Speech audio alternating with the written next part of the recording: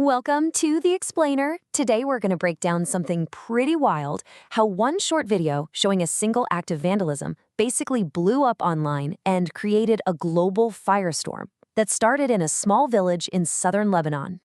So how does a single soldier with an axe end up causing this massive global controversy? Well, let's get into it.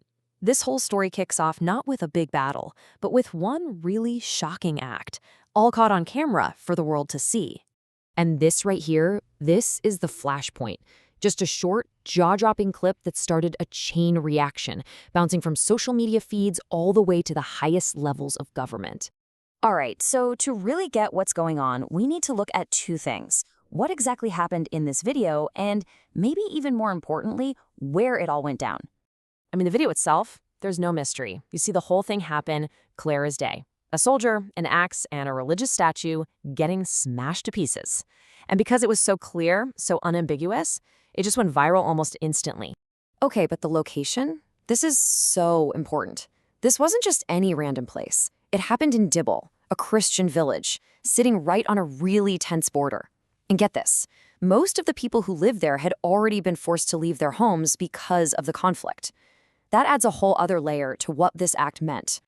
So something interesting here is that the sources we're digging into, they don't see this as a one-off thing. They connect the dots to what they call a pattern of behavior. And a lot of the time, it's actually the soldiers themselves who are documenting it. And this really shows you the connection they're making. On one side, you've got the incident in Lebanon, and on the other, reports from Gaza of soldiers supposedly filming themselves, trashing private property, even destroying a house just for entertainment. The sources are really presenting these things as part of the same picture. Okay, so with a video like this going viral, you know an official response is coming. But how did it actually play out? It wasn't exactly straightforward. The reaction from the Israeli government and military, well, it kind of evolved as the evidence became impossible to ignore. You can actually see the whole thing unfold right here. First, there's doubt, like, is this even real? Then comes the confirmation. Okay, yeah, it's real. That leads to the promise of an investigation. And finally, when the pressure is really on, a formal, public apology from a top official. And listen to the words they use here. Israel's foreign minister calls it disgraceful. He's making it crystal clear that this is not what the institution stands for, that this goes against the very values of the military and the state. It's a clear attempt to separate the soldiers' actions from the organization itself. But, the toothpaste was already out of the tube. This thing had gone global, and it was just too big to be handled by an internal investigation. The condemnation started pouring in from all over, including some really sharp criticism from leaders in Europe. And this quote from the Italian foreign minister, it's a big deal. He's not just condemning it, he's calling it a sign of weakness. And what's really important is that he broadens it out, saying that attacking the symbols of any major religion, Christianity, Judaism, Islam, is an attack on everyone's values. So while the diplomats are carefully choosing their words, you know what's happening online, right? It's an absolute firestorm. The reactions are instant, emotional, and they show a massive divide in how people are seeing this. And you get comments like this one. This is from someone who says they've always supported Israel, and they feel, betrayed.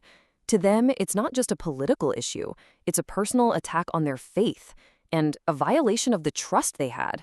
Then you have the complete opposite reaction. This person is basically saying, what values are you even talking about? They're tossing that official apology right out the window and arguing that this act isn't an exception, it's the rule.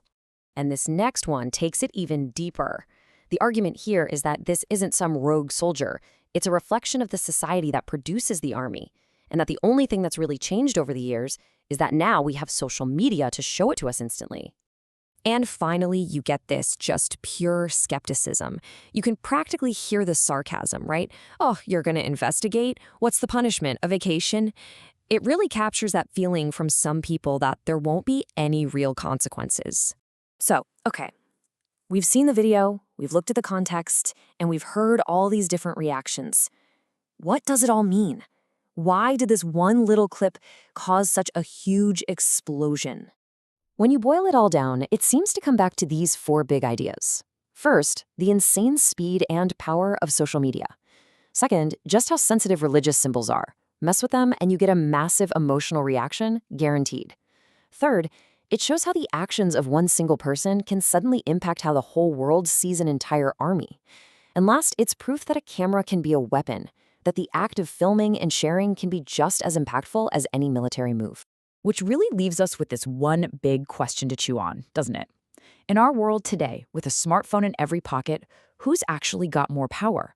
The soldier holding the weapon or the person holding the camera? It's a tricky one, and it's the thought we'll leave you with.